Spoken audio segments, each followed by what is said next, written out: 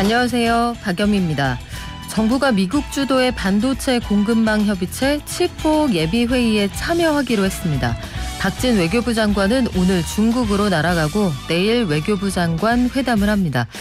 원래 제가 오늘 준비했던 오프닝 멘트는 윤석열 정부의 부동산 정책 성패를 가를 주택 공급 대책이 나온다, 이 내용이었거든요.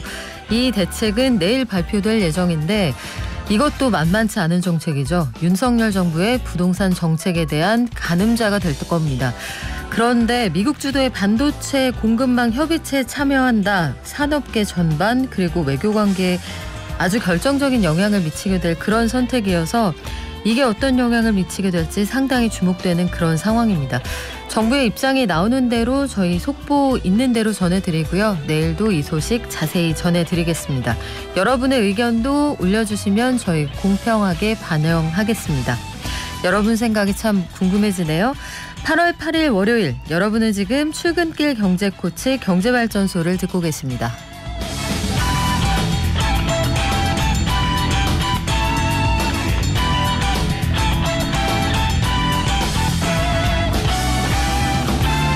정부가 미국이 주도하는 반도체 공급망 협의체 칩4 예비회의에 참여하겠다는 의사를 전달했다.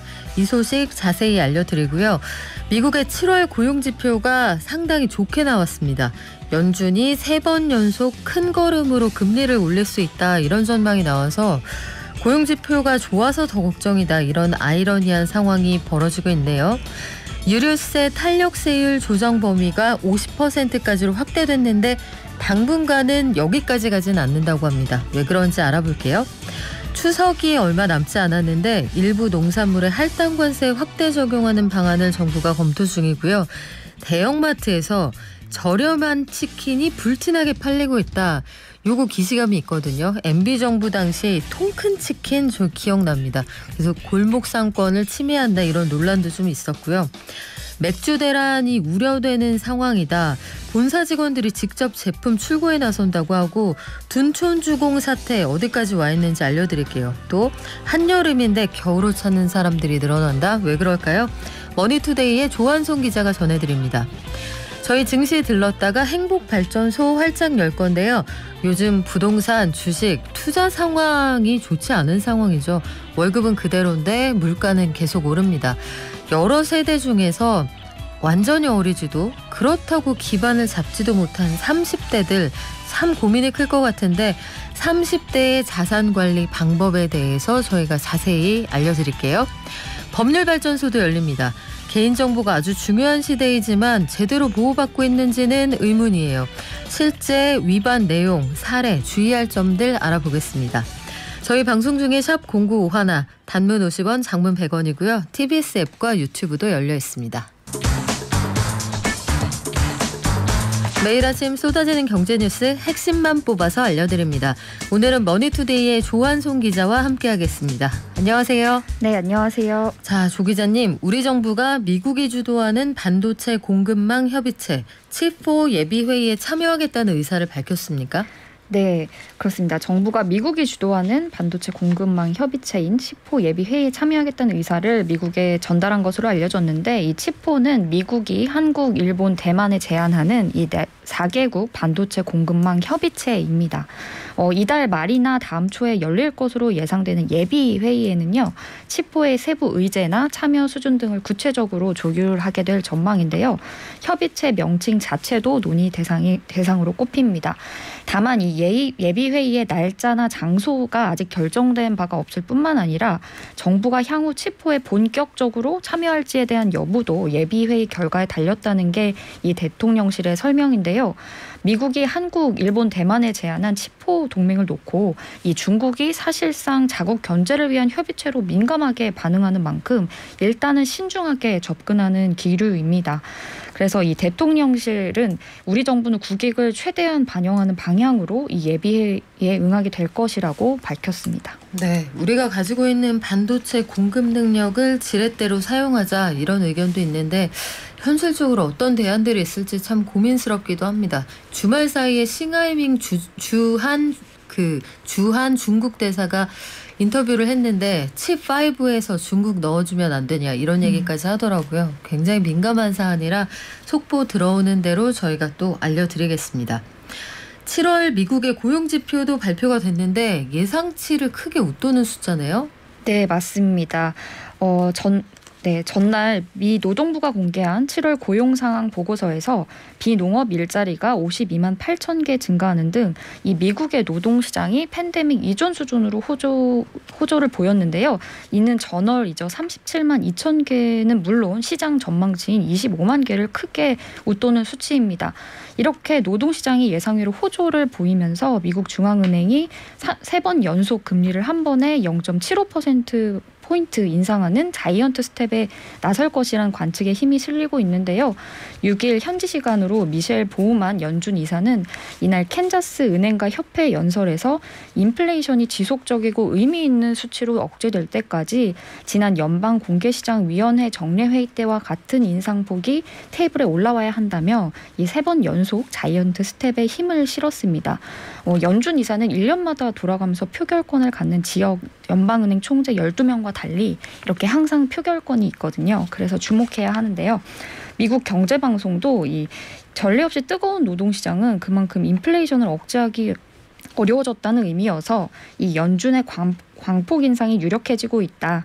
그래서 동시에 미 경제 연착륙이 어려워질 수 있다는 신호이기도 하다. 이렇게 분석을 했습니다. 네, 이 발언 나오고 나서 그 페드 워치라고 페드가 어떤 결정을 내릴 거냐 요걸 알아보는 예측하는 모델, 일종의 서베이 결과 이런 게 있거든요.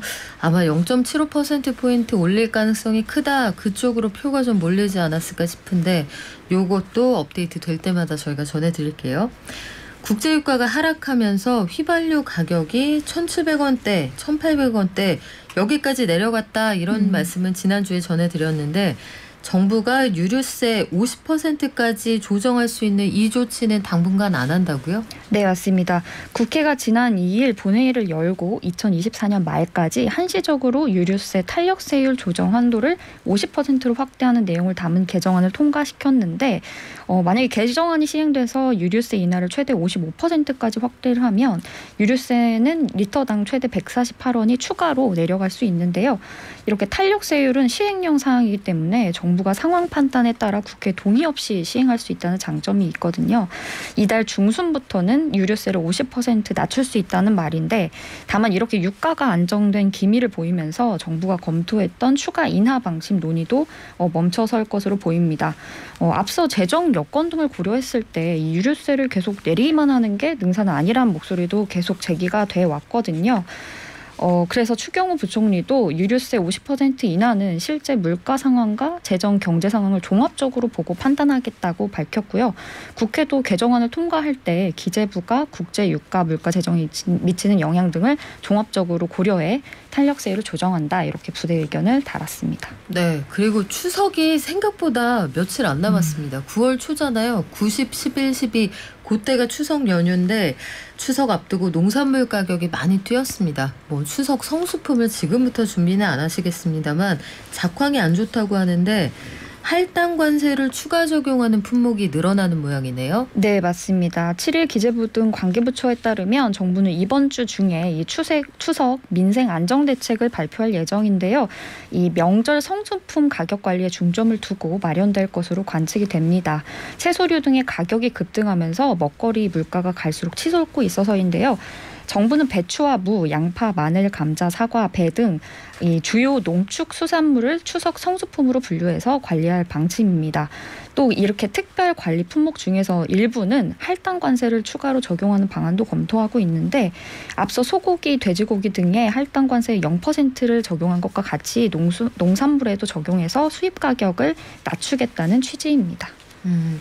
국민 야식이라고 불릴 만한 품목인데 치킨 가격 이제는 음료수 하나 추가하고 배달비 하면은 3만 원을 넘기도 한다고 합니다. 마트에서 한 마리에 10,000원이 안 되는 치킨이 등장해서 이쪽으로 사람이 좀 몰리는 모양이네요. 네, 치킨 가격 3만 원 시대를 맞이해서 이 노치킨 운동까지 벌어지는 상황에서 대형 마트들이 잇따라 1만 원 미만의 상품들을 내놓으면서 프랜차이즈 치킨에 등 돌린 고객들의 눈길을 사로잡고 있는데 한 대형 마트에서 5천 원에 치킨을 팔면서 시민들이 장사진을 이뤘다고 하는데 오후 3시부터 선착순 판매를 하니까 40분 전부터 이렇게 줄이 생기는 등 이 치킨판 오픈런 상황이 빚어지고 있다고 합니다. 반면 이 프랜차이즈 치킨 업주들은 이 골목 상권 침해한다고 반발하고 있는데 이 본사에서 받는 이 재료 가격이 상승한 데다가 배달료도 올라 힘든데 대형마트와도 경쟁해야 한다는 겁니다. 이렇게 고물가 시대에 등장한 가성비 치킨이 이 소상공인들에게는 뭐 부담이 될 수도 있지만 소비자들은 사실 반가운 입장인데요. 이를 두고 유통업계에서는 통큰 치킨의 귀환이다 뭐 이렇게까지 말이 나오는데 이 통큰 치킨은 롯데마트가 2010년에 12월에 딱 일주일간 5천 원에 판매했던 자체 브랜드 치킨이었는데 당시에도 치킨업계가 대기업의 골목 상권 침해로 규정하고 비판하고 나서자 판매가 중단됐는데 당시에는 뭐 골목 상권을 침해했다는 비판이 많았는데 지금은 치킨값이 3만 원 시대에 들어서면서 소비자는 선택할 권리가 있다며 이제 분위기가 좀 다른 듯합니다. 네, 참 이것도 고물가 시대가 낳은 그런 새로운 풍경이기는 한데 좀 고민스럽습니다. 하이트진로에서는 아직도 화물차주들과 회사 측이 지금 강경하게 대치 중인데 강원 공장에서 화물차주들이 진행하고 있는 농성 때문에 출고가 지연되고 있다. 본사가 그래서 반격에 나섰다 이런 얘기도 있어요. 네, 맞습니다. 하이트진로 본사 공장 직원들이 오늘부터 직접 제품 출고에 나서기로 했는데요. 이 맥주 성수기인 상황에서 지난 2일부터 화물연대 일부 조합원들이 화물차를 동원해서 출입 도로를 차단하면서 이 공장 밖으로 매출을 유통하지 못하자 직접 나선 겁니다. 그래서 하이트진로는 오늘 오전 8시부터 본사 제품을 원하는 자영업자와 소비자들에게 최소한의 물량을 공급하기 위해 본사 및 공장 직원 250여 명이 강원 공장 앞 출입로를 확보해서 제품 공급에 나설 계획이라고 밝혔습니다. 그래요. 둔촌주공 관련해서는 저희가 가끔 전해드리게 되는데 이쪽이 결국은 예비 청약자들의 관심이 높은 단지여서 저희가 많이 전해드리게 되거든요. 조합원과 시행사, 시공사 사이의 싸움 그보다는 실제로 공급 물량에 미치는 영향이 크기 때문인데 최근에 어디까지 와 있습니까? 네, 최근에 좀 협상의 진전이 보였는데요. 서울 강동구 둔촌주공 재건축 조합이 시공사업단과 금융사 24개로 구성된 대주단에요. 오는 23일 만기인 사업비 대출 기간 연장을 요청을 했습니다. 이 앞서 대주단은 공사가 중단되고 이 사태가 해결될 국면을 보이지 않자 만기 예정인 사업비 약 7천억 원에 대한 대출을 연장하지 않겠다고 통보를 했었는데 대출 연장이 되지 않으면 조합원당 1억여 원의 금액을 상환해야 하는 이런 부담이 있었습니다. 최근 둔촌주공은 시공단과 갈등이 있었던 조합장이 사퇴를 하면서 새 집행부를 선출할 계획인데 기존 조합 집행부가 물러나고 새로운 협의단체를 꾸리면서 이 시공단과의 협상에도 진전을 보이고 있습니다. 집행부는 최근 사업 정상화와 공사 재개를 위한 시공단과의 협의가 진행되고 있는 만큼 이 분양을 통한 사업비 상환이 가능하도록 대출 기한의 연장을 요청했는데 공사 재개의 걸림돌이었던 사안을 신속하게 해결하는 조치를 시행한 뒤에 올해 11월에서 12월 사이에 일반 분양 신청과 관리처분 총회를 차례대로 개최하겠다 이런 사업 정상화 의지를 피력한 상황입니다. 대주단은 이번 주 중으로 만기 연장이 가능할지를 결정할 것으로 관측이 됩니다. 이제 가을의 시작을 알렸습니다. 이거 믿기 어려우시죠? 어제가 가을의 시작을 알리는 입추, 그러니까 가을로 들어간다 이런 절기잖아요. 그런데 너무 더웠어요. 네, 근데 이 날씨에 겨울옷이 잘 팔린다? 왜 그렇습니까? 네, 한여름에도 보기만 해도 땀이 나는 이런 패딩이나 모피 같은 겨울옷을 찾는 사람이 늘어나고 있다고 하는데 이 원자재가 급등하면서 올겨울에 또 의류값이 급등할 것으로 예상이 되자 조금이라도 싸게 미리 잡으려는 건데요. 올해는 또 무더위가 좀 일찍 찾아오면서 한 달 이상 판매 시점이 앞당겼다고 하는데 이렇게 겨울 패딩의 여름 판매 비중이 꾸준히 늘어나고 있는데 이렇게 신상품을 겨울에 사는 것보다 싸게 살 수 있다는 것 때문이거든요. 그래서 늘어난 이 합리적으로 소비하려는 이 수요에 또 치솟은 물가 그리고 원재료난으로 올겨울 신상품 가격 급등까지 예상되면서 색다른 여름 풍경이 벌어지고 있습니다. 역시즌 판매가 흔한 홈쇼핑에서도 보니까 모피, 역시즌 판매하는 그 편성이 굉장히 당겨졌더라고요. 아마 9월에 추석 때 이 명절 끝나고 나면 비싼 거 파는 건 아마 다들 아시죠? 모피, 보석류, 명절 지나고 나면 많이 판매하는데 아마 그때에도 집중적으로 편성이 될 것 같습니다. 그래요. 지금까지 머니투데이의 조한송 기자와 함께했습니다. 고맙습니다. 감사합니다. 실내 마스크 착용 부탁드리고요. 방역 수칙도 잘 지켜주시기 바랍니다. 개미 한 마리, 개미 두 마리, 개미 세 마리가 사과를 들고 하나, 둘, 셋. 영차. 국내외 증시로 가볼까요? 미래에셋증권 디지털 리서치 팀의 박광남 팀장 연결돼 있습니다. 안녕하세요. 네, 안녕하십니까. 지난주 금요일 뉴욕 증시 어땠습니까? 예, 일단 미국 증시는 예상을 크게 상회한 비농업 고용자 수의 증가로 연준의 공격적인 금리 인상이 부각되면서 하락 출발을 했습니다. 하지만 고용보고서 결과 경기 침체 우려가 완화되면서 하락폭은 또 제한되는 모습이 나타났고요.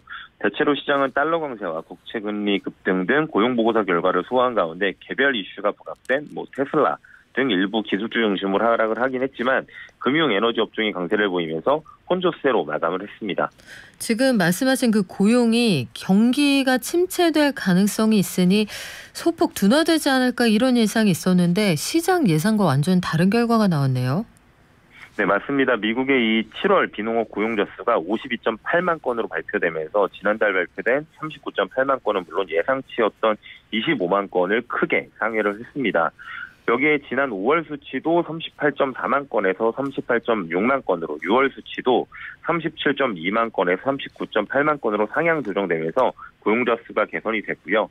실업률도 3.6%에서 3.5%로 개선돼서 팬데믹 이전인 2020년 2월 수준을 회복을 했습니다. 또한 시간당 임금도 전월 대비 한 0.5% 증가해서 이 수치만 보자면 고용시장의 개선이 굉장히 뚜렷했다라고 이야기를 드릴 수 있을 것 같습니다. 네, 고용시장의 지표가 좋다. 좋은 소식인 것 같기도 한데 증시에서는 걱정한다 이런 얘기도 있어요. 왜 그렇습니까? 네, 일단은 아무래도 이 고용이 견조한 만큼 사실 인플레이션이 낮게 장기간 오래 유지될 가능성이 좀 높고요. 이에 따라서 연준이 긴축을 강도 높게 지속할 수밖에 없을 것이라는 해석, 영향이라고 보시면 될 것 같습니다. 이런 상황 속에서 달러화도 강세를 보였고 국채 금리가 급등하는 모습들이 나타났고 주가 지수도 매물이 출하되는 모습들이 나왔죠. 실제 CME는 페드 가치를 통해서 이 9월 FOMC 75bp 금리 인상 확률이 34%였는데 거의 한 2배 정도 늘어서 68%로 상향이 됐고요. 대표적으로는 연준의 공격적인 긴축 정책에 대한 우려가 높아졌다라고 보시면 될 것 같습니다. 또한 특히 시장이 주목했던 이 시간당 임금 이야기를 좀 드려야 될 것 같은데 전월 대비 0.47, 전년 대비 5.22% 상승해서 이러한 연준의 정책의 당위성을 좀 높였습니다. 하지만 저희가 세부 지표를 조금 살펴볼 필요는 분명히 좀 있습니다.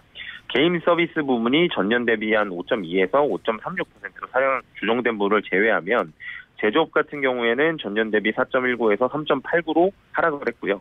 그동안 임금 상승을 주도했던 레저 접객국도 9.15에서 8.71로 하향 조정된 점을 보면 임금 상승세가 지속될 가능성은 좀 약화됐다라는 부분을 저희가 주목할 필요가 좀 있어 보입니다.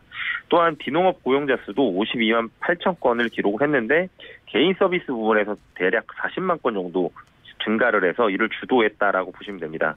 세부적으로 보면 교육 의료 서비스가 10만 건에서 12만 건 정도로, 레저 및 접객이 7.4만에서 9.6만 건으로, 건설 부분이 1.6에서 3.2만 건, 다만 IT 같은 경우에 오히려 2.4만 건에서 1.3만 건 증가로 증가폭이 감소한 상황에서 소매업 등도 증가폭이 지난달 대비 둔화되는 모습들이 나타났거든요.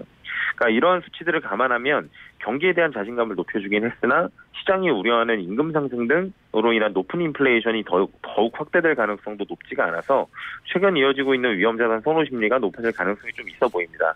왜냐하면 지금까지 최근 내에 미국 내의 임금을 좀 주도했던 섹터는 아무래도 레저 접객업 같은 경우가 좀 컸거든요. 근데 이쪽에서의 상승률 자체가 둔화되고 있기 때문에 이 부분은 저희가 조금 더 지켜보면서 시장에 대응을 하셔도 될 것 같습니다.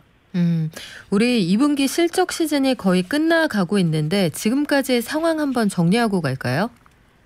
네, 일단 2분기 실적 시즌을 지나면서 2분기 실적 자체는 시장의 예상보다는 양호한 흐름이 나타났습니다. 이는 주식시장의 반등의 원인 중 하나라고 보시면 될 것 같고요. 또한 3, 4분기에 과도하게 높았던 이익 추정치도 빠르게 정상화되는 흐름을 보여주면서 이익에 대한 신뢰도가 높아졌다는 점도 저는 개인적으로 긍정적이라고 평가를 합니다. 8월 5일 기준으로 S&P 500기업 중 87%가량의 실적 발표를 했고요. 어닝스 서프라이즈 비율이 지속적으로 상승을 해서 실제 75%의 기업이 예상보다는 양호한 실적을 발표했습니다. 이는 지난주에 73% 대비 2% 상향이 되고요. 5년 평균인 77% 대비 낮기는 하지만 어려운 매크로와 통화 환경을 고려했을 때는 선방했다라고 보여집니다. 이익 성장률 같은 경우에도 6.7%로 지난주 5.8, 분기 초 4.0% 대비해서 상회가 됐습니다. 또한 3, 4분기 이익 성장률 전망은 하향됐습니다. 지난주 3, 4분기는 6.7% 각각 올라갈 것으로 예상을 했는데 이번 주에도 3분기에는 5.8%, 4분기에는 6.1%로 하향이 됐거든요. 이 이익 추정치의 정상화가 그동안 느렸던 이유는 바텀업 분석에 따른 종합적인 결과를 합산해서 나타났기 때문이었는데 최근 들어서는 이 3, 4분기 이익 추정치 하향이 본격화되면서 오히려 시장은 이익에 대한 신뢰를 가지게 되는 상황이라고 보시면 될 것 같습니다. 다만 우려스러운 부분도 조금은 있습니다. 선행 PER 기준 이 밸류에이션이 17.5배까지 상승하면서 다시 10년 평균치로 소폭 상회를 했거든요. 아무래도 단기 상승에 따른 차익 실현 가능성은 조금은 염두를 해두고 시장을 바라보시는 것이 좋을 것 같습니다. 이번 주에 굉장히 중요한 일정이 많죠? 네, 이번 주는 물가라고 평가를 좀 드리고 싶습니다. 수요일에 주요한 물가지표의 발표가 몰려 있습니다. 오전에는 중국의 7월 소비자 생산자 물가지수가 발표될 예정이고요. 밤에는 미국의 7월 소비자 물가지수가 발표될 예정입니다. 중국의 생산자 물가지수가 지속적으로 하락하는지 여부, 그리고 중국의 소비자 물가지수에 얼마나 전이되고 있는지 여부를 좀 보셔야 될 것 같은데 중국의 소비자 물가지수 같은 경우에는 이 기저효과가 있는 돼지고기 가격 추세에 주목을 하시면 좋을 것 같고요. 시장에 가장 큰 영향을 미칠 이벤트는 역시나 미국의 7월 소비자 물가지수일 것 같습니다. 일단 7월 들어서 빠르게 하락한 가솔린 가격이 온기로 영향을 미칠 예정이어서 헤드라인 수치는 분명히 떨어질 가능성이 높아 보입니다만 다른 스티키한 요소들의 상승률을 저는 개인적으로 주목해야 된다고 봅니다. 왜냐하면 가솔린 가격 하락은 이미 시장에 충분히 알려져 있기 때문인데요. 그렇기 때문에 일단 근원 수치가 얼마나 나올지를 좀 주목을 하시는 게 좋을 것 같고요. 지금 같은 경우에 예상치는 전월 대비 소폭 상승할 것으로 예상이 듭니다만 만약에 이 근원 수치까지도 하락할 경우에는 시장에 굉장히 긍정적인 이벤트가 되지 않을까라고 기대를 하고요. 이외에는 미국의 10년물과 30년물 국채 입찰 이벤트들이 예정이 되어 있습니다. 수요일과 목요일에 아마 예정이 되어 있는데 최근에 국채 금리의 변동성이 굉장히 확대된 상황이기 때문에 시장에서 판단하는 금리 수준에 대해서 그래도 어느 정도 힌트를 얻을 것이라고 생각하고 있습니다. 오늘 우리 장은 어떻게 출발했습니까? 네, 일단 우리나라 시장은 양대 지수 모두 하락 출발을 했고요. 이 미 고용 지표의 아무래도 결과, 미 긴축 우려가 점증된 영향으로 우리나라 시장도 소폭 하락하는 모습들이 나타나고 있습니다.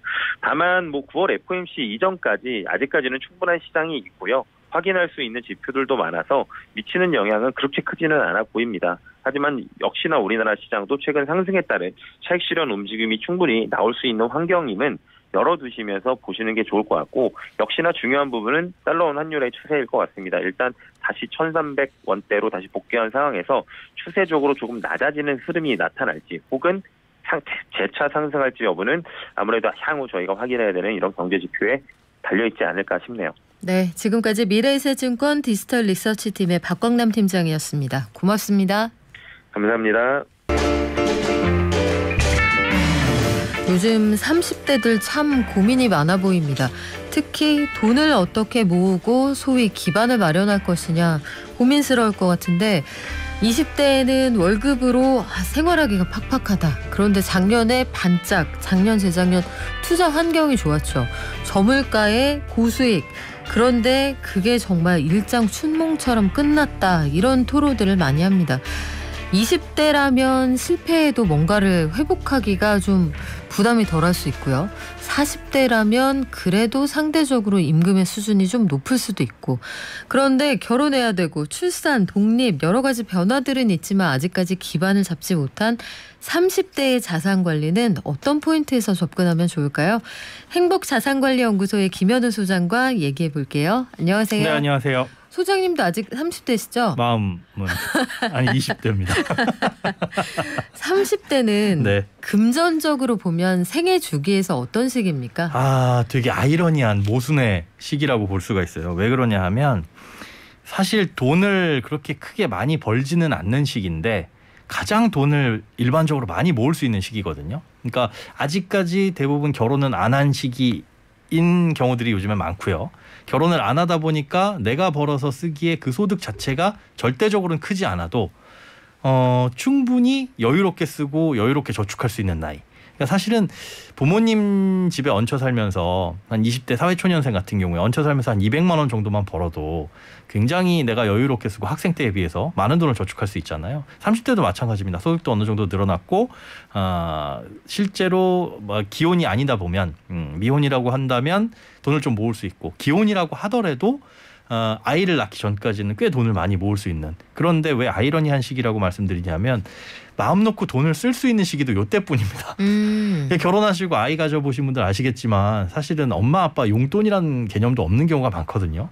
그러니까 아빠는 담배값도 없지만 아이들 학원비는 어떻게든 끌어모아야 되는. 그래서 사실 저축하기도 힘든 때가 결혼하고 아이 낳고인데 이 30대 시기에 결혼하기 전 혹은 결혼하고 나서 아이 낳기 전까지가 굉장히 돈을 잘 모을 수 있는 시기임과 동시에 제대로 통제하지 못하면 소소한 과소비가 많아져서 지출이 많이 늘어날 수 있는 그런 시기라고 볼 수 있습니다. 소소한 과소비라는 단어가 심장에 스며드네요.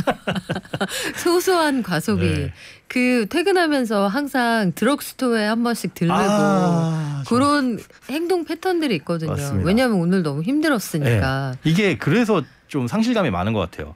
명품 지갑이라도 샀으면 고급 시계라도 샀으면 남은 게 뭐야 이렇게 되는 거죠. 차라도 내가 비싼 거라도 있으면은 안 억울한데 살다 보니 그런 것도 아니고 나 다 뭐 했지 이런 느낌이 드는 거죠. 남들 그렇다고 내가 진짜 과소비를 했느냐, 남들 하는 만큼 그냥 쓰고 살았을 뿐인데 남는 건 없다라고 토로하시는 분들이 많아요. 내가 무슨 부귀영화를 누린 건 아니고 그저 인형 뽑기 좀 했을 뿐인데. 그렇죠. 근데 그런 소소한 것들이 모이다 보면은 그게 결국은 이제 월급이 다 사라지는 가장 큰 이유가 돼버리고 그런 것들의 소소한 재미를 좀 줄여야 좀 저축이 될 수 있다는 좀 약간은 슬픈 얘기이기도 하죠. 네, 좀 마음이 묵직해지기도 하는데 네. 작년하고 재작년 그리고 올해에 30대가 느끼는 경제 환경은 정말 온도차가 극심할 것 같아요. 맞습니다. 자, 저는 내가 발 뻗고 살 수 있는 내 집 한 칸 마련하겠다 이 마음이 절대 잘못됐다고는 생각 안 하거든요. 그렇죠. 그러나 그때 소위 영끌을 해서 이제 이자 부담을 느끼는 분들이 지금 후회하거나 이게 감당이 어렵다 이렇게 토로하는 분들이 많아서 월급보다 대출이자가 많다 이런 경우도 있습니다. 어떤 정도까지 가면 하우스 푸어다 이렇게 보십니까? 뭐 사실 지금 말씀하신 것처럼 월급보다 대출이자가 많다 그럼 그건 이제 완벽한 문제가 있는 거고요. 그런데 지금 실제로 보면 뭐 영끌족 잠 못 들어 하우스 푸어 어쩌나라는 기사들이 나와도 실제로는 규제가 굉장히 강력했기 때문에 대출을 받고 싶어도 받을 수 없던 상황이 일반적이었습니다. 5억짜리 집을 산다고 했을 때 아무리 생애 최초라고 하더라도 대출 한도가 뭐 많이 나와봐야 60% 70% 그 이내였고 그 금액도 제한이 됐었고요. 그러다 보니까 실제로 지금 하우스푸어 어쩌나라고 걱정을 하는 그분들의 상황은 뭐냐면 금융권 대출뿐만 아니라 지인 대출, 뭐 대부업체, P2P 이렇게 금융권이 아닌 비은행권 대출까지 다 끌어다 쓰신 분들이면 금리가 올랐을 때 조금 걱정은 되실 거예요. 많이 걱정이 되실 텐데 그런 분들이 아니라고 한다면 그렇게 크게 하우스푸어라고 당장에 볼 수는 없습니다. 그런데 자 지금 대출을 무리해서 받아서 샀다라고 판단하시는 스스로 생각하시는 분들 중에 그럼 뭘 걱정해 봐야 되냐. 당장에는 아무런 문제가 없다고 하더라도 앞으로 현금 흐름을 좀 그려보실 필요는 있습니다. 그러니까 대출금리 올라가는 게 문제가 아니라 그거는 올라가 봐야 지금 주택담보대출 3% 4%가 갑자기 뭐 15% 16% 이렇게 되진 않을 거잖아요. 네. 그러니까 지금 상황에서 내 소득이 줄거나 끊어질 수 있는 상황. 대부분이 뭐에 해당하냐면 결혼하고 나서 아이 낳았을 때 그리고 이 출산휴가 그다음에 육아휴직 이렇게 들어가면서 한 1년 조금 남짓한 기간 동안 소득이 급감하거나 아예 끊어질 수 있거든요. 이 기간 동안 우리 가정에서 대출 이자를 부담할 수 있는 능력이 되느냐. 이거는 굉장히 꼼꼼하게 따져보셔야 되는데 문제는 이때는 소득만 감소하는 게 아니라 지출이 굉장히 크게 늘어납니다. 특히나 자녀를 처음 가지시는 분들은 아이한테 모든 걸 다 쏟아붓는 경향이 많아가지고 첫 달에도 목돈이 들어갈 뿐더러 보통 보면 생활비 지출이 일반적으로 한 1.5배 정도 더 들어가더라고요. 산후조리원비랑 병원비부터 시작되잖아요. 맞습니다. 그리고 이제 아이를 기르는 데 들어가는 돈들도 많이 들어가고요. 그러다 보니까 지출이 늘어나고 소득은 감소하는 요 구간 동안 혹시 우리 가정에서 대출을 좀 빠듯하게 일으켰다라고 한다면 거기 때 문제가 생길 수가 있으니까 출산 계획이 있으면은 요 부분에 대해서는 비상자금을 준비를 해두셔야 되고, 그 다음에 그런 분들 걱정 많으세요. 저희는 대출금 갚느라고 저축을 하나도 못해요. 그런데 대출금 갚는 게 결국은 또 저축이라고 볼 수 있습니다. 좀 전에 말씀드린 것처럼 비상 상황에 대비할 수 있는 돈만 있다면 좀 마음은 느긋하게 가지시고 소득은 언제나 늘어나는 거고, 그다음에 대출도 일정 부분 갚고 나중에 뭐 이사를 간다거나 하게 되면은 조금 더 만기가 긴 걸로 뭐 연장을 하거나 이럴 수도 있는 거니까 당장에 뭐 발을 동동 구르는 것보다 조금 전에 말씀드린 그런 소득 감소라든가 소득이 끊어지는 그런 구간에 대한 대비만 철저하게 하시면은 그 큰 문제는 좀 극복할 수 있다, 이렇게 볼 수 있습니다. 네, 특히 맞벌이신 분들이 아이가 없을 때는 상대적으로 좀 풍족한 느낌이 들잖아요. 아주 여유롭죠. 그런데 네. 아이를 낳게 된다, 한 사람이 당분간 수입이 없다는 뜻이에요. 네. 이게 본인이 아마 뭐 육아휴직하고 수당 이런 것들을 받는다고 해도 월급보다 부족하죠. 훨씬 부족하거든요. 그렇습니다. 그런 상태에서 지출이 크게 늘어나기 때문에 네. 계획을 해보셔야 될 텐데, 사실 여기까지만 고민해도 양반이다 이런 분들 많을 거예요. 주식을 해서 작년에 내가 재미를 좀 봤기 때문에 네. 비중을 늘렸다가 지금 크게 휘청이고 있다 이런 분들 많거든요. 네. 두 자릿수 마이너스 뭐 지금 흔한 상황인데 그렇죠. 팔지도 사지도 못하는 상황인데 네. 이럴 때 이 버티기를 해야 됩니까? 아니면 조금 잠깐 조정이 될 때 정리를 해서 네. 그래도 한 중수익으로 가거나 빚을 좀 줄이는 게 낫습니까? 지금 정말 답답하고 이거에 대한 답을 들으시고 싶겠지만 매일 아침 이 경제발전소 들으시면서 시황 들어도 답이 안 나오잖아요. 정답이 없습니다. 상황에 따라서 다르다고 볼 수 있는데, 내가 좋은 주식을 갖고 있다면 버티는 게 맞겠죠. 근데 이때 좋은 주식이라고 한다면 실적도 양호하고 그리고 앞으로의 그 실적도 견조할 것 같은데 이상하게 주가가 안 오른다. 그러면 기다려보면 언젠간 주가가 오를 거라고 충분히 기대할 수 있는 주식이기 때문에 들고 있는 게 맞겠죠. 근데 만약에 그런 주식이 아니라면 사실상 처음부터는 사선 안 되는 주식이 맞습니다. 그걸 왜 들고 있느냐를 가만히 생각해보면 저도 그런 주식들이 있거든요. 가슴 아프네요, 갑자기. 네. 생각해보면 그때 다 오르는데 조금 욕심냈다가 이상한 거에 빠져가지고 손댄 주식들이 몇 가지가 있거든요. 그러면 처음부터 사실은 사서는 안 될 주식이었기 때문에 정리를 하고 될성 푸른 나무에다가 물을 주는 게 낫겠죠. 지금이라도 갈아타는 게 맞을 텐데 당연히 이제 좋은 주식이 아니라면 갈아타는 건데, 그러면 좋은 주식이라고 하면은 끝까지 갖고 있어야 되냐? 문제는 그걸 갖고 있을 만한 금전적 여유가 되는지를 또 따져보셔야 됩니다. 이건 이제 개인적 상황이거든요.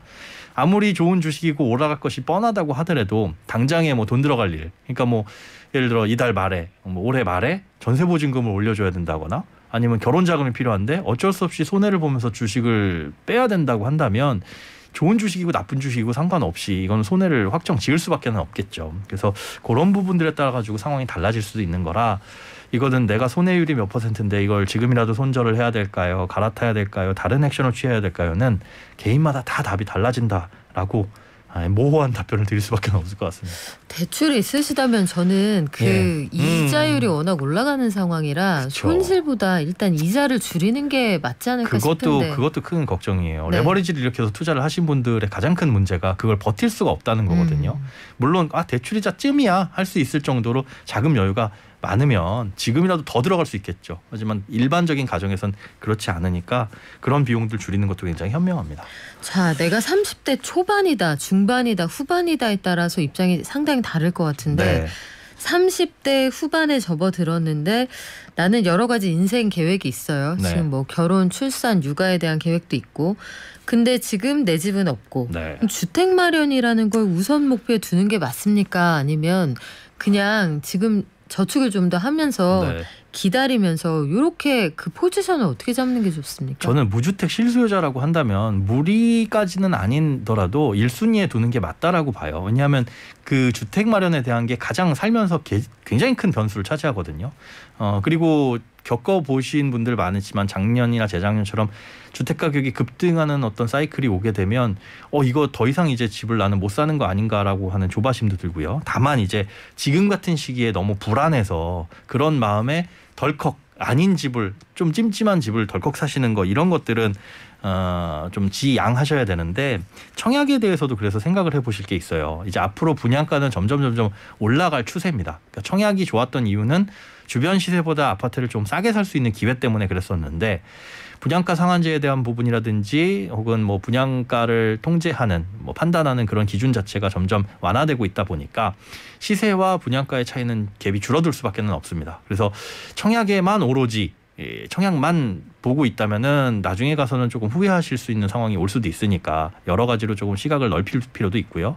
또 하나는 청약을 덜컥 넣었다가 요즘엔 미계약 물량이 많이 나오고 있습니다. 그러니까 미계약이란 건 뭐냐면 청약을 넣었다가 당첨은 됐는데 포기하시는 분들이라든가 아니면 부적격으로 당첨되시는 분들인데 포기하시는 분들이나 계약금이 마련 안 돼가지고 그러니까 계약을 못 하시는 분들이 많이 늘고 있어요. 이건 뭐냐면 불안한 마음에 일단 넣어볼까 해가지고 줍줍 물량 이런 거 넣었다가 덜컥 돼버렸는데 내가 잔금이나 중도금을 치를 수 있는 혹은 계약금까지도 낼 수 있는 여력이 안 될 경우 그거는 재당첨 기회가 보통 이제 투기과열 지역이나 이런 데서 10년 동안 청약을 못 넣거든요. 그러니까 이런 것들 청약에 대한 것도 전략을 좀 꼼꼼히 세워가지고 최소한 계약금을 내 돈으로 납입할 수 있는지 그다음에 중도금 대출은 충분한지 잔금까지 이루어졌을 때 그 잔금까지 마련할 수 있는 여력이 3, 4년 내에 충분하게 되는지 이런 거를 꼼꼼하게 판단을 해보시고 전략을 세우시는 게 가장 안전하다라고 볼 수 있습니다. 30대에 자산 분배를 하는 법 이런 것도 있다고 제가 들었는데 네. 100에서 나이를 뺀 다음에 위험자산, 안전자산 비중을 나누는 법이 있다. 이런 식이 사실 되게 많잖아요. 네. 재테크 책에. 뭐 이대로 한번 해봐야 어떻게 해요? 그냥 일리는 있는데 이게 사실은 처음에 나온 게 그겁니다. 이제 나이를 먹을수록 도서관에서 책을 고를 때 처음부터 끝까지 다 읽으면 다 읽었는데 이 책 별로야. 시간 버린 거잖아요. 그것 때문에 내 나이를 100에서 뺀 다음에 그 정도 페이지까지만 읽어봐라.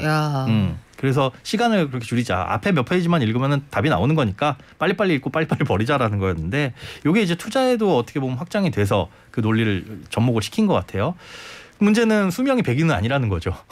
이게 100을 수명으로 잡는 건데 젊을수록 물론 공격적인 투자도 많습니다. 그때 해봐야 뭐 일단은 회복할 수 있는 기회도 있고 그다음에 네. 또 뭐냐면 젊을 때 하는 투자는 사실은 자금이 그렇게 크지가 않기 때문에 20대 해서 투자를 실패해봐야 무슨 15억 손해봤어 이러진 않잖아요. 그러니까 극복 가능한 수준의 손해이기 때문에 공격적으로 하는 건 맞지만 다만 이제 걱정이 되는 건 뭐냐면 투자를 반드시 해야 된다라는 걸 전제로 할 필요는 없다라는 겁니다. 그러니까 투자하지 않고도 저축으로 얼마든지 내가 하고 싶은 재무 목표들 이루어가면서 사시는 분들이 많이 있거든요. 물론 요즘엔 금리도 많이 뭐 낮아졌다가 올라가기도 하고 투자 환경이 좀 달라지긴 하지만 투자를 하면 좋지만은 그게 필수적인 건 아니다. 그래서 특히나 연령이 좀 높으신 분들 40대 50대 되시는 분들한테 지금까지 투자 안 하고 잘 살아오셨는데 괜히 불안한 마음에 투자하셔가지고 더 불안한 마음을 얻는 것보다는 그냥 하지 말고 편안하게 삽시다라고 말씀을 드려요.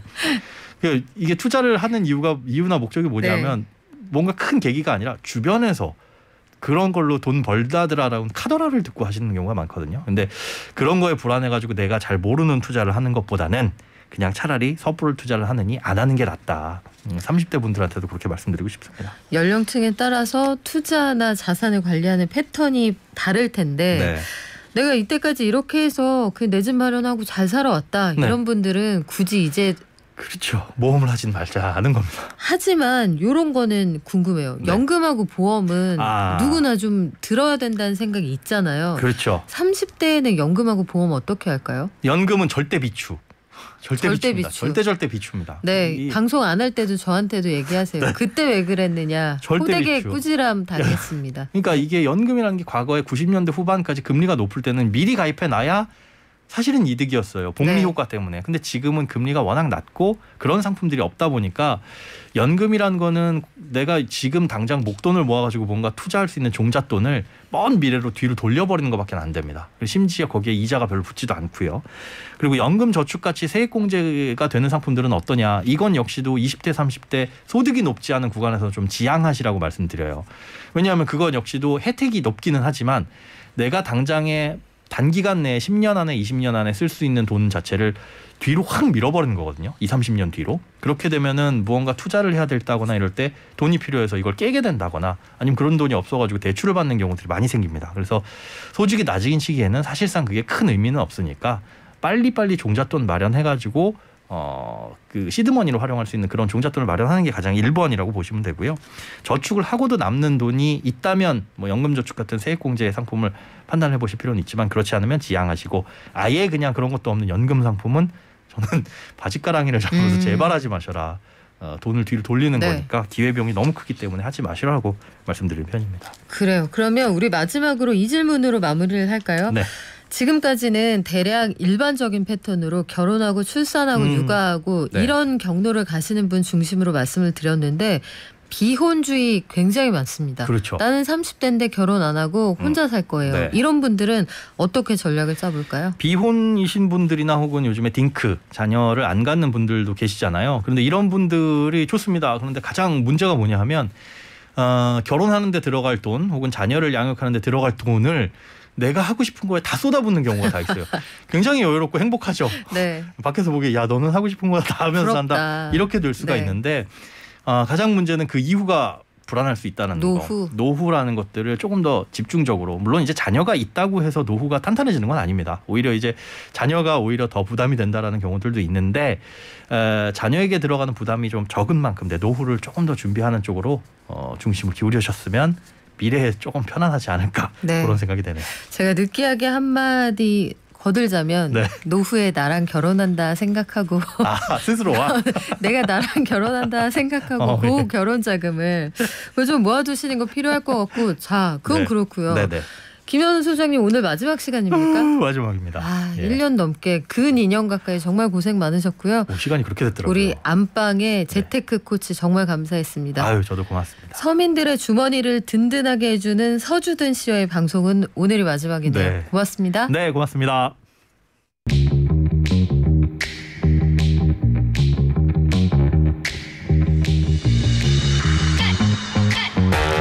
여러분 디지털 발자국이라는 단어 아십니까? 내가 여기저기에 가입해 놓은 각종 회원 그리고 내가 여기서 응모해가지고 당첨되면은 뭐 준다고 했던 그런 데 뿌려놓은 나의 개인정보들 이게 다양한 개인정보를 요구하는 사례가 너무 많잖아요. 이게 여러 군데에서 유통이 되고 또 마케팅 정보에 쓰이기도 하고요. 다양하게 개인의 동의를 구하지 않고 정보가 재가공되는 사례도 은근히 많다고 하거든요. 오늘 법률발전소에서는 법무법인 미션의 김성훈 대표 변호사와 함께 개인정보보호법 위반 사례 그리고 어떻게 대처할 수 있는지 알아보겠습니다. 안녕하세요. 네, 안녕하세요. 김성훈 변호사입니다. 네, 김 변호사님, 우리 개인정보보호법이라는 게 뭘 어떻게 보호하는지부터 설명을 부탁드릴게요. 네, 기본적으로 개인정보는 그 개인의 정보 주체가 가지고 있는 자기 정보를 어디까지 어떤 이용을 하고 어디까지 사용할 것인지 결정할 수 있는 권리를 가지고 있는데요.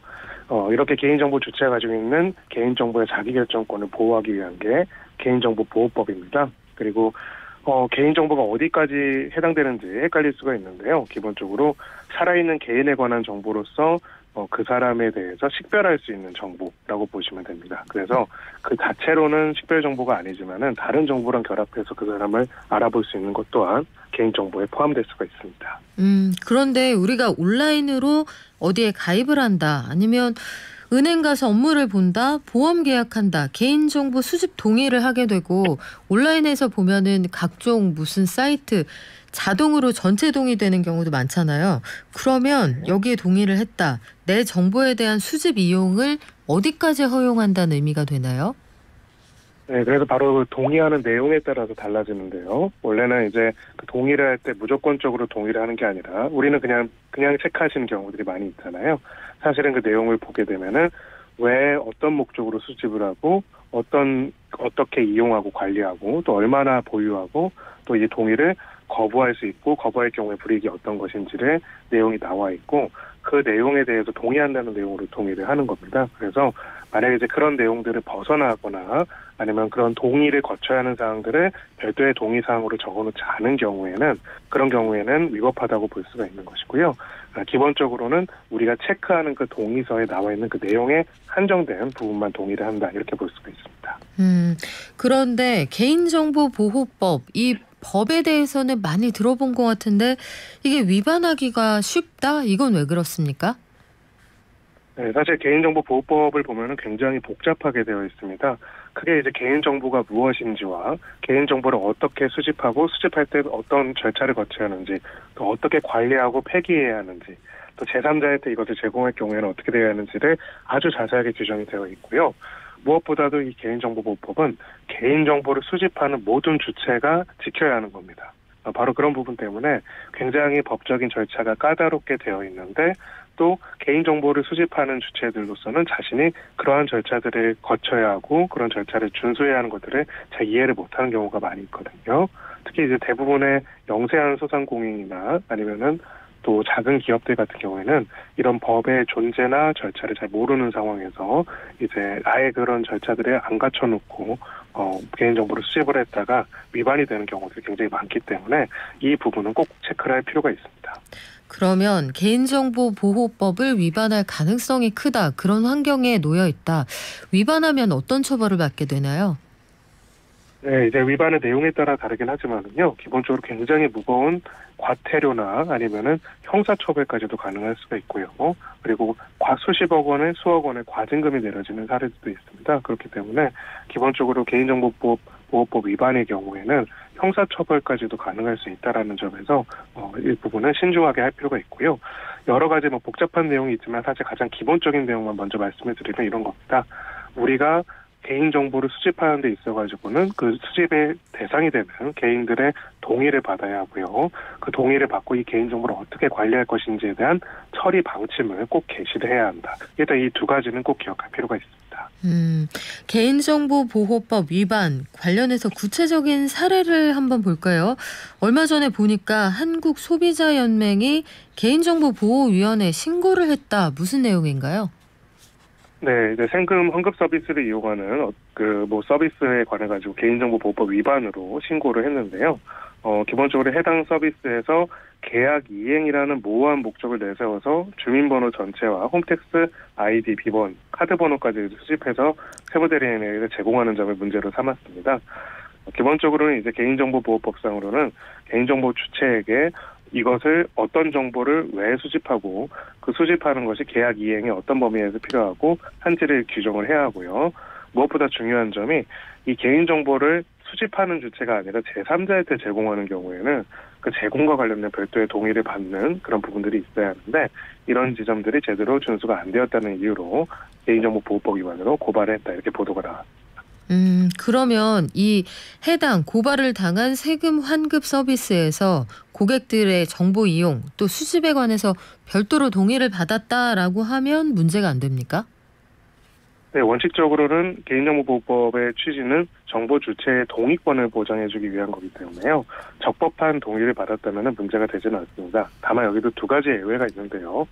그 동의의 전제가 되는 이러이러한 목적으로 이러이러한 정보를 수집한다라고 하는데 그 동의의 내용이 앞뒤가 다를 경우 가령 이러이러한 목적으로 수집한다고 했는데 그 목적과 전혀 상관없는 부분들을 이제 끼워 넣거나 그런 부분들이 있거나 두 번째는 또 주민등록번호와 같은 고유 식별번호라고 하거든요. 이런 정보 같은 경우에는 동의를 받더라도 특별한 법에서 정하고 있는 목적에 해당되지 않는 경우에는 그 수집이 위법할 수가 있습니다.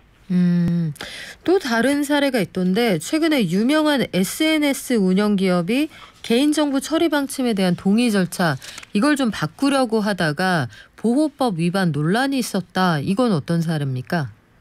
네, 이제 대표적으로 여러분들이 많이 이용하는 얼굴책 서비스를 이용하는 메타에서 개인정보보호법 위반의 논란이 있었는데요. 한마디로 이제 개인정보 처리 방침이라는 게 있습니다. 여러분들이 이제 사업을 운영하신다면은 적어도 두 가지는 꼭 아셔야 하는 게 개인정보를 수집할 때 수집 동의를 받아야 하고요.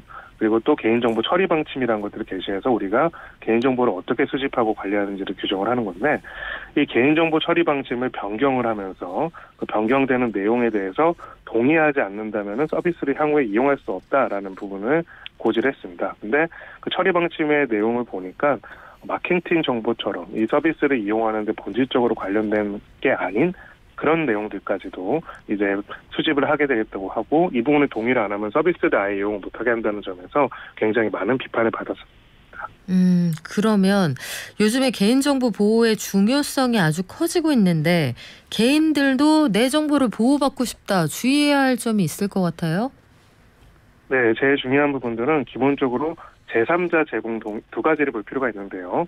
내 정보를 수집하는 데 있어가지고 필요로 하는 동의를 이 상대방 사업자나 수집 주체가 했는지, 그리고 어떤 경우에는 수집 주체가 아예 다른 회사로 나와 있는 경우가 있거든요. 내가 정보를 제공하는 주체랑 수집하는 주체가 내가 인식한 거랑 같은지를 볼 필요가 있고요. 무엇보다도 그 다음에 이제 개인 정보를 더 이상 쓰지 않게 되거나 필요가 없게 되거나 한 경우에는 해당되는 정보를 제대로 폐기하는지 부분들을 볼 필요가 있습니다. 사실은 제일 중요한 부분은 좀 번거롭고 어려울 수는 있겠지만 회원가입을 하거나 이렇게 할 때 개인정보 수집에 관한 동의를 하는데요. 특히나 거기에서 간혹 제3자 제공이나 마케팅 정보 활용 동의 같은 중요한 부분들이 그냥 하나의 동의사항으로 넣어 있거나 이런 경우들이 있기 때문에 이런 부분들이 있는지를 확인해서 내가 원하지 않게 이번엔 내가 이 서비스를 이용하는데 동의한 정보가 제3자한테 임의로 제공되고 있지 않는지를 꼭 확인해 볼 필요가 있습니다. 네, 지금까지 법무법인 미션의 김성훈 대표 변호사였습니다. 고맙습니다. 감사합니다. 자, 오늘도 여러 가지 의견 주시는데요. 그래요. 김현우 소장님 가셔서 섭섭해하시는 분들 참 많으시네요. 2651님 저도 공감하는데 저도 아쉽습니다. 그리고 아까 저희가 30대가 재테크하는 방법 오늘 김현우 소장님 알려주셨는데 육아휴직했다가 대출받고 이후 갚는데 힘들었습니다. 2653님 이거 생생한 체험담이거든요. 30대 완전히 어리지도 아주 나이가 많지도 않은 그런 연령층이지만 이후 인생에서 참 중요한 나이입니다. 모두들 재테크에도 성공하시길 바랄게요. 저희는 내일 오전 9시에 오겠습니다. 발전